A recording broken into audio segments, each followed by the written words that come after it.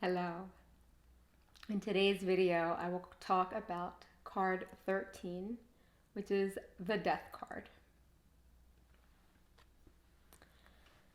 How I understand this card is I think of it as related to the Buddha family, Buddha, which is the element is space, the color is white, and it is the energy from which all the other energies emerge and into which they all return.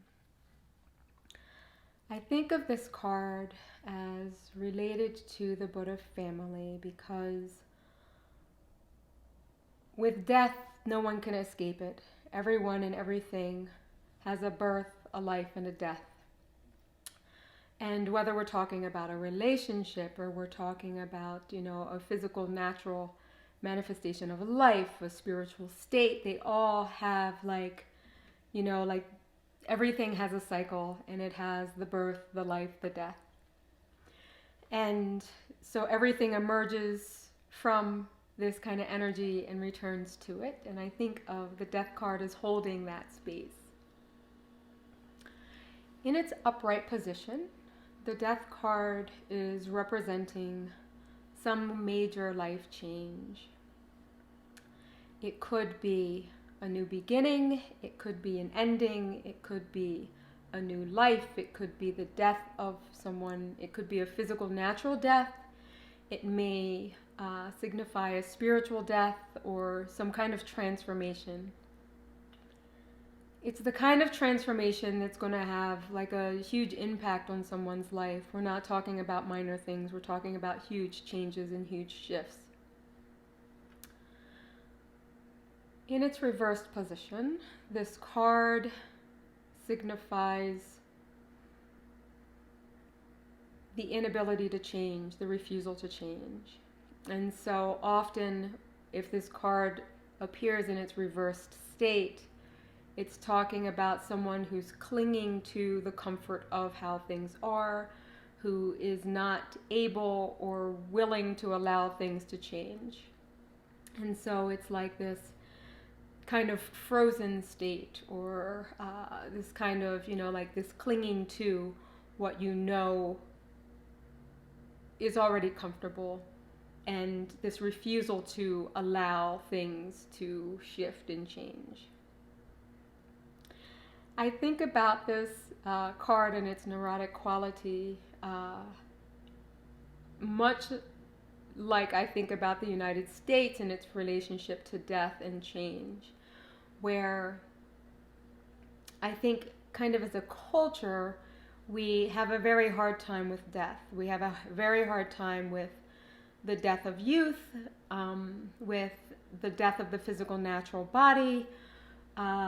We have a hard time like letting go of those kinds of things and moving on and learning from and appreciating these qualities. I think about how obsessed our culture is with looking young and, preserving the youthful body or form. I often think about this particular kind of energy in its neurotic state as, like, I think about the pregnant woman and how, like, clinging to things and not allowing death to happen, not allowing it to occur in this natural way, and how that can create so many other problems. And I think about like the physical, natural death, or like sometimes these deaths, these other kinds of deaths, like the shift from, like the death of fertility and the death of youth into like this older kind of form. And if we were to cling to the pregnancy, if we were to cling to the child growing inside of us to such an extent that we refuse to give birth, we refuse to push when it's time to push, we refuse to allow the child out of our womb and into the world. I often think about that in relation to the way our culture clings to youth and clings to physical, natural life, where if the woman doesn't give birth, the child has no life. And there is this period of gestation where the child is forming and growing and learning, and then it has to be birthed. The pregnancy has to die and the child has to be born. And I often think about life, physical, natural life in that same way, like we've been preparing all this time for this emergence into the spirit world, and yet as a culture we cling so much to the natural physical body, much like a woman. I mean, it feels as neurotic as like a woman clinging to the child growing and living inside of her. Like if she doesn't birth it, both she and the child will die.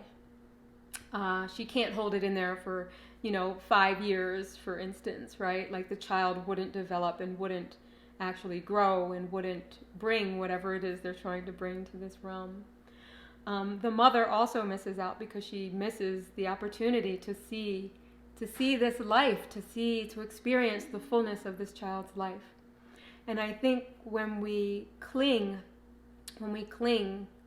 to things, when we cling to the natural body, when we cling to certain states, we kind of cut ourselves off from experiencing and being able to enjoy this kind of the natural transformation, the wisdom that comes with experiencing life and death and the transitions and the different stages of life and the different stages of aging and just the different stages of existence. This card went through the 3 stages of development, where it started out on paper, moved from paper into electronic form, and when it did that, the guy you see today is the guy who emerged.